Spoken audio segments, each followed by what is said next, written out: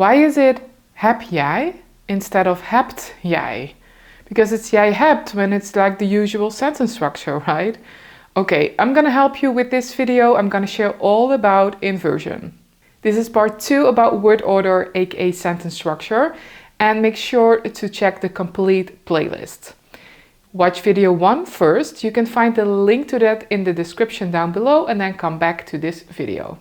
What exactly is inversion? Normally, when you take a look at the word order in a sentence, the subject comes first and the verb is located after the subject. For instance, jij hebt een fiets gekocht. Subject first, verb second, and then the rest. And optional, a second verb. Inversion means that the subject and the verb switch places. When exactly do they switch places? For instance, in questions. Heb jij een zus? Waar woont jouw zus? In these two examples, you see that the subject is located after the verbs hebt and woont. You also get inversion when you start the sentence with a rest part. This could be a time, for instance. Morgen ga ik naar Amsterdam. In this sentence, you start with a time, which is rest, and the subject and the verb switched places. Instead of ik ga, it's ga ik, because the sentence starts with rest. Good to know. Never write a comma at the beginning of the sentence after the time, like how you would do in English. So it's not vandaag, comma, ik ga naar de sportschool, or vandaag, comma, ga ik naar de sportschool, but it's vandaag ga ik naar de sportschool, without the comma. So you have inversion when you have a question, but there's also inversion when you have the construction bijzin plus hoofdzin, otherwise known as subordinate clause and main clause. Since this is for more advanced students, I will teach you all about this in a later video. At the beginning of this video, I shared that it's heb jij and not hebt jij, but why? When there's inversion and when the subject is jij or je, only when it's jij or je, you need to drop the T. Let's take a look at some examples.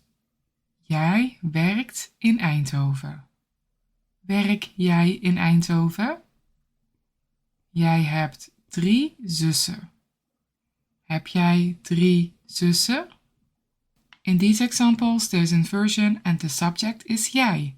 You need to drop the T and use the ik form of the verb. This rule applies to all verbs as long as the subject is jij or je. When it's zij, ik, jullie, etc., this rule doesn't apply.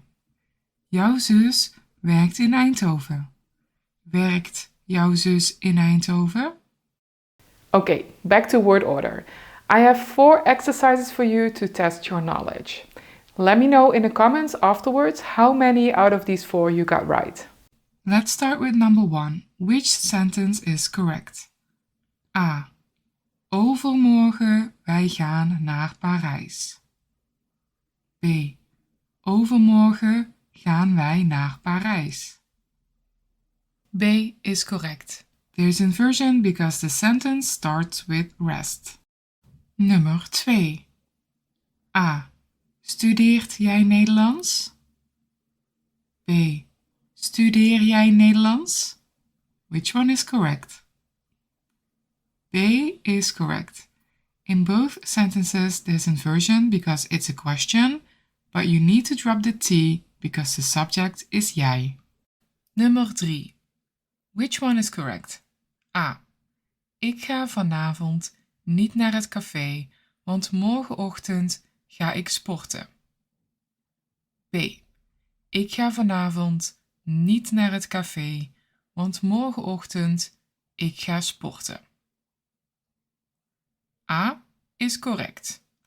When you take a look at the second part of this sentence, you see the conjunction want, followed by a time.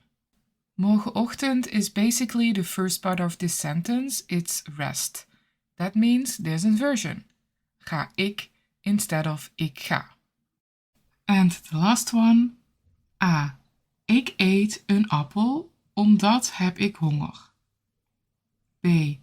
Ik eet een appel omdat ik honger heb. B is correct. The second part of this sentence has a conjunction, but doesn't start with rest, so there's no inversion. However, the conjunction omdat is a verb kicker. That means that all verbs get kicked to the end of the sentence. Omdat ik honger heb. Heb at the end. I discussed these verb kickers in another video as well. So, how many out of these 4 you got right? Let me know in the comments. And if you want to master Dutch word order, if you want to feel super confident about your sentences, then I have a secret offer for you. I have a 1-hour masterclass that includes all the rules, and I have 160 sentences to practice with. This offer is hidden on my website, but if you want a secret link, then check the link in the description. Already 400 people have joined this masterclass, and here are some comments and reviews. They now feel super confident about the Dutch sentence structure. Are you in as well? Then check the link in the description. I hope to see you in another video about word order or another topic, and make sure to hit the subscribe button so that you don't miss it. Tot de volgende video!